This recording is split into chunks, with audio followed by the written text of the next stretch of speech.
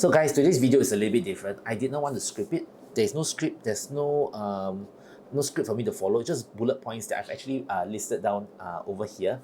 So ultimately, I just want to talk to you, and I just want to assume that you are someone, you know, at the age of 20, maybe broke, aimless, clueless, and cruising around with life lah. So here's the thing, I used to be like, exactly like you. Okay, every day I'll go to work, then after work I'll come home, have dinner, sometimes I'll play my dog, and then I'll go to my games room, and then I'll play all the way until the early morning. Yeah, so here's the thing, right? Life can change really very fast. Before you know it, things can just change in instance. So in today's video, I just want to treat you as if you were me back in my 20s. And you know, I just give like a wake up call, like, hey, you're young, do something with your life. You know, don't do meaningless stuff. Take advantage of your youth. Do you know what I mean? Yeah, correct. So my life at 20 revolved a lot around gaming. So I think during that time, Dota was a very in thing. Most of the youngsters were playing Dota then. I myself was no exception. But the thing about it is, I play so much, still so lousy at the game. I kept losing. Yeah, which is damn sickening. And that time I was also staying with my parents, so I don't really need to pay any form of rental. My family, I will not say is a very well-to-do family, but yet at the same time, we were also not struggling financially as well, so they did not really rely on me much for cash. Yeah, but I wasn't really earning much. So when I graduated from SMU, during that point of time, it was 2008, so Lehman Brothers had just crashed, and I couldn't really find a job, so I became a banker. Yeah, doing sales. At that point, no one really wanted to purchase investment policies lah. I mean, investment products. I mean, for obvious reasons, right? They have really lost a lot of trust. So I was earning mostly my basic, and since the basic was so low, like I mentioned, about 2005, it was not really life changing. So I was thinking, since already so little money, might just spend it, enjoy life, right? Yeah. So life was very meaningless at that point. But of course, the good thing was, honestly, I felt no stress at all lah. Okay, because I don't really have any loans, liabilities. I have no one to really depend on me. My parents were working. But sometimes life can just change in an instance. I think for me, my life-changing moment came when my best friend's wife introduced her best friend to me. Yeah, so I literally married my best friend's wife's best friend. Yeah, okay. So it was I mean, I don't want to bore you with the details, but it was a mahjong session. I'm quite introvert lah, but my best friend, they needed one more player. Okay, so for whatever reason, he called me. I can't even play mahjong. Okay, so he called me there, and I was struggling, and then I met this person who, in the end, we went out, became girlfriend, and I eventually married her. And it has been for around 10 years already, and we have not one, not two, but three children, which is really crazy. I mean, if someone were to tell me when I was 20 years old that, hey, Darren, you're going to be married, I have three kids, I'll be like, gonna be kidding me, bro. Yeah, so to say that life has changed for me is really an understatement. So here's the thing about starting a family, right? It's really very expensive, especially starting a family in Singapore. There's just so many things to pay. I remember back in the days with my dad, we have this conversation in the car, because I think he will see also lah, like I was a little bit aimless. So he will tell me, hey Darren, you know the thing about you is you have to be a little bit more ambitious. You have to dream big and aspire more. So I'll always tell him that, actually, Papa, to be frank, I only need maybe $5,000 a month, and I'll be happy already. Yeah, that is true, because $5,000 at that stage in my life is enough. I mean, I don't really have much bills to pay, but once you get married, you have children, right, things can be different already. So he was always telling me that, don't be so stubborn lah, because cost of living in Singapore is not cheap. When you have a family, right, there's a lot of bills you need to pay. But I think during that point of time, I was always having this mindset, what's the point of striving so hard to earn so much money? Eventually we all die, right? We should just focus on our health. We should also focus more on enjoying life at the present. So I was very extreme in that sense, whereby I just fully want to reduce all the stress in my life, okay, and totally not really focus. I won't say I focused a lot on my career. I was just doing the bare minimum to get by, okay, not getting into PIP lah, because I was in sales then. But once you are a parent, life can really change in an instance. There are a lot of bills to pay. Okay, there is, I mean, let's think about it. When you have a kid, what must you pay? A baby, diapers, milk powder. It's not cheap. Okay, I think there was a point where actually I thought, okay, I can save money on diapers by having those washable ones. Oh, I tell you, the baby pee and shit like free one lah. You after a while, you lose interest already. It's much more easier to get those pampers where you can just go and just throw. And then the milk powder, there's so many different brands. Of course, your children, you try to get the more expensive one because we always have the feeling that more expensive means better quality ma. Yeah, you know. And then the childcare also not cheap, and they have enrichment classes, which of course is optional, but as a parent, you also want your children to have the best, right? When you see other families bringing their kids for classes and you don't really bring, sometimes, you know, it eats into you. It just starts to make you wonder, maybe I should do it lah. Yeah, so I also fell into that pressure. My kids have a, I won't say they have a lot of classes, but they do, because we can't really speak Chinese very well, so they definitely need Mandarin class. And then now for my son, his compo also not say very good, so he has English writing class. And then I also started them on swimming classes because I wanted them to be fit. Yeah, and then if you have 3 kids like me, everything's times 3 lah. Oh, yeah. And also, no, we don't talk about enrichment classes, but how about even transportation? Yeah, MRT can, but but to make life a little bit easier, it's good to have a family car. That one also costs money as well. Yeah, so maybe just a bit of context. Actually, before I met my wife, I won't say invested lah, sorry, this is the wrong word. I went to buy a sports car. Okay, not really a sports car, I bought Sirocco. To me, it's a sports car because it looks like a sports car. Okay, it looks like it's it can seat 2 people lah, but actually can seat 4, but just the back two is very squeezy lah. So when I had my first kid, we were also using that car to move around, because can still put the baby seat at the back lah, but very squeezy. But then when my second kid came out already, so my wife actually kind of like strongly, I won't say forced lah, but strongly encouraged me to buy a family car. So in the end, I had to sell my Sirocco to buy an 8-year-old Hyundai i30. I tell you, that car, I'll never forget it for the rest of my life. Okay, I got PTSD already. Because ultimately that car was breaking down non-stop. In fact, it broke down twice on the expressway. Okay, and one of the time when it broke down, it was raining some more. It was, wow, it was so embarrassing. People were horning at me, and then I had to call AA, wait for them, and I was late for work as well. Yeah, so of course, needless to say, we sold it. In fact, there was one time my wife was went to fetch my kid back from from one of his classes nearby only. So she drove there. Then my son, I mean, that time he's like 3 or 4 years old, I can't remember. So he was, I think he was like struggling lah. So she, okay, I just put in the passenger seat. Okay, because he didn't want to sit at the back lah. So anyway, it's just a short drive home ma. So she put him in the passenger seat, and then she just walked to her seat lah, to the driver's seat to drive home. So while she was walking, I think my son kicked the gear, and he went to neutral, and the car slid back. I shit you not, it really slid back. So my wife, okay, she held on the car trying to push it, right? And then she, I don't know what, like she fell over and was holding the car, and then she scraped her knee. Well, now her knee, there's actually one big cut all the way.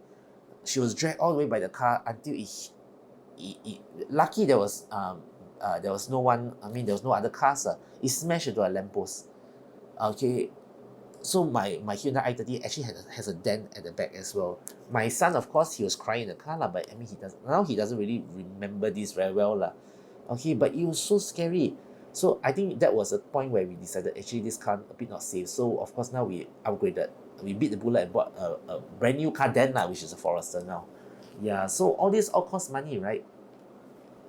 Yeah. So why am I telling you this?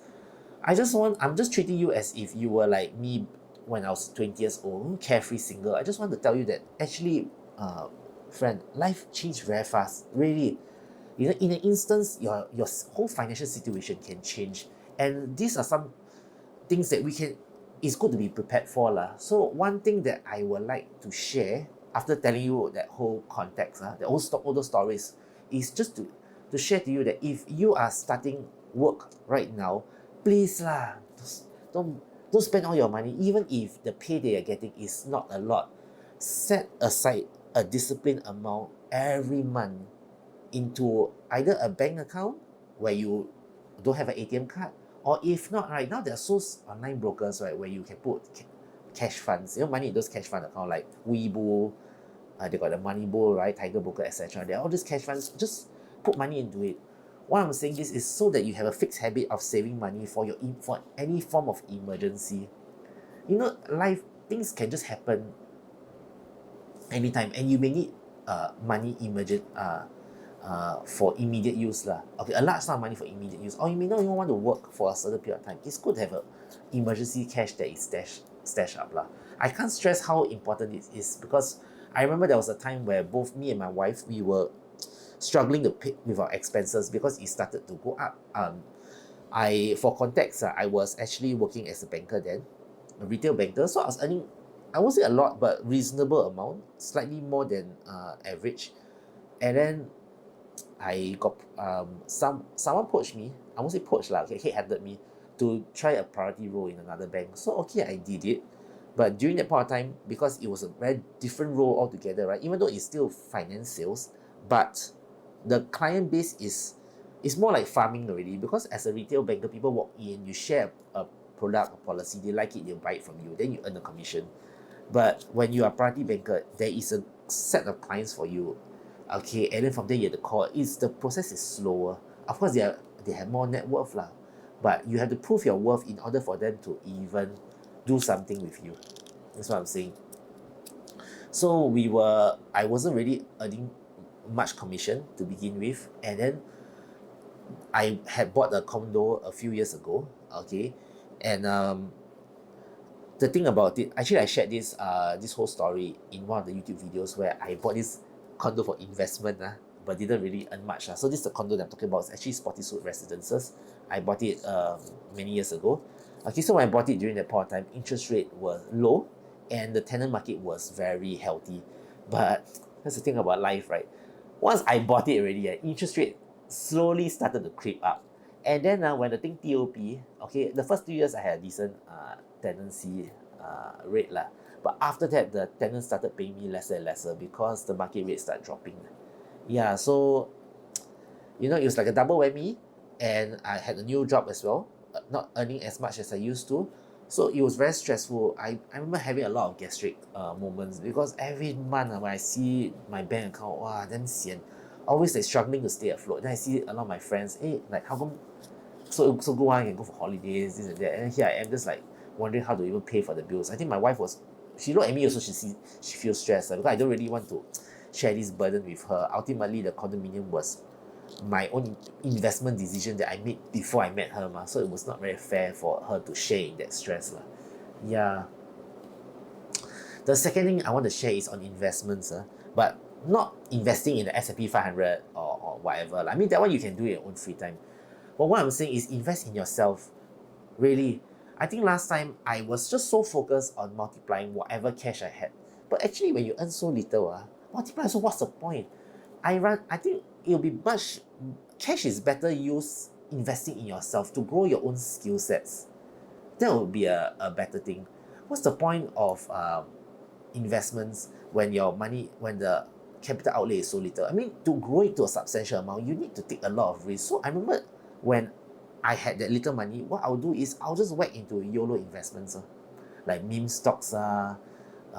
For options, I was definitely options then, but I wasn't buying those long dated ones. I buy those that go expire next few days. They call it 0 day to expiration options. The chance of success is super slim but then at the same time you only pay a little bit to have exposure into that stock. That's why now my option knowledge quite good because I keep losing money Yeah, so what I want to say is the best investment is really in yourself, in your skill sets, and because by doing that, it can also help with your job as well. And speaking of job, I feel that if you have a job that you personally feel that you can stay long in it, then give it your 110%. Now that I'm 42, when I go to LinkedIn, I'll see my friends and their careers, because sometimes no choice because I'm also trying to build my own LinkedIn presence. I mean, if you want, you can follow me on LinkedIn. Yeah, so I look at them and a lot of them, they are really holding very high posts in very big companies as well. Then sometimes to say I'm not envious is really an understatement, because of course I'll be envious, right? And these people, of course, credits to them lah, because they really put in their all the way when they started work until now lah. Whereas for me, I had the whole 10 years where I was just doing my own things ma. Yeah, I was job hopping. My resume was really very bad. I think I only woke up when I had my first kid. And then I was like, hey Darren, actually it's time to take ownership of the problem. But I won't say it's too late, but how I wish I woke up earlier. So wake up earlier, guys. If you are at a career right now and this is your first job, yeah, maybe you may not like it, but give it your all, because I mean, sometimes we really have to push through to succeed lah. I won't really say that I'm nothing, but I just feel that if I really push through the last 10 years to step out of my comfort zone and also to work longer hours, then my financial situation would definitely have been better as compared to now lah. Yeah, that's why nowadays I'm very, very focused. I'm very focused in my career.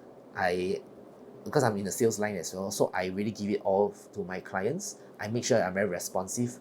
I wish I was like this then, but I mean, we can't turn back the time. So I'm hoping that I can share this experience to you and you will not make the same mistakes as me. Yeah, so this focus is something that I did not really have when I was younger lah. And another thing I feel that is, if you are young and if you have time, okay, find a side hustle and do it. Really, what's the difference between people like you and people like us, me lah, okay? You have a lot of time really on your hands, so you can find a side hustle and really hustle. Whereas for me now, even this YouTube that I'm doing, this YouTube of course is a side hustle. I mean, yes, I do have a passion in personal finance which I like to share, but yet at the same time I'm hoping I can turn my passion into income as well.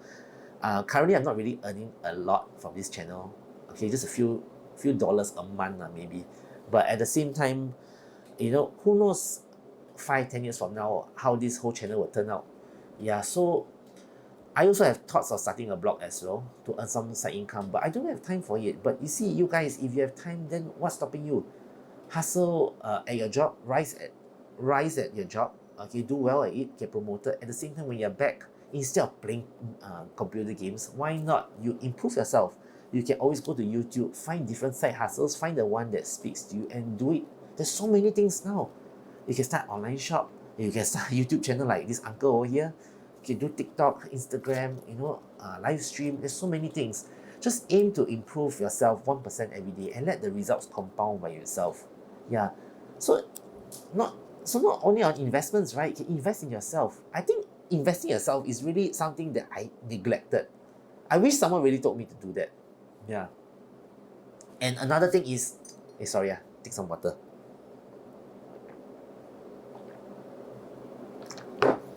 And another thing is, when you're young and you're healthy, really look into having some form of insurance coverage. Okay, don't worry, I'm not here to sell you insurance. But what I'm saying is, a lot of youngsters, I feel, myself included, is when we were young, we only focus on getting an integrated shield policy using our MediSave. Okay, but you should also look into having some form of critical illness coverage as well, death coverage, disability coverage. I'm saying this because when someone is young and healthy, the premiums are so low. Why you want to wait until you're older, you have a family, then you look into such coverage? You'll be paying much more. I bought my critical illness coverage when I was 35 years old. Wow, I was paying like, I think close to $300 a month for a decent policy. I mean, this is just $100, man, when I was 20 plus. Yeah, so I should have done that lah. Yeah, and in fact, now I see a lot of my friends, they used to be very healthy then but now their health, quite questionable I would say. So please do yourself a favor, look into having insurance coverage when you're young as well. And the last thing I want to say, and I think this is the most important, is do not ever lend money to friends unless you have no intention of getting it back. Wow, I talk about this, damn freaking annoyed. Okay, so when there was a point more than 10 years ago, I tried property for 3 years. Okay, so I was a property agent, and let's just say I met this guy, call him Mr. A So A and me, we were quite close. We closed deals together. We call it co-broking then. So one day he called me crying. So he was like, "Hey Darren, please you gotta help me. I was a guarantor for this loan for my friend. Then my friend, he ran out of money, so now the bank is chasing me." So he said, "Hey, lend me $20,000. I was like, hey bro, I don't have $20,000. The most I can lend you is 7,000. They said, okay, 7,000 also can. So I took out $7,000 of my money to lend him with the intention that he'll pay me back, right? He said he'll pay me back next month, and you just give my commission coming next month, 2 months from now, I'll give you back with interest some more. And I said, hey, I don't need interest, I just pay you back the money, can I trust you? 15 years later, I have not received a single cent. I have been calling him, don't want to pick up my call. Then now his number changed already.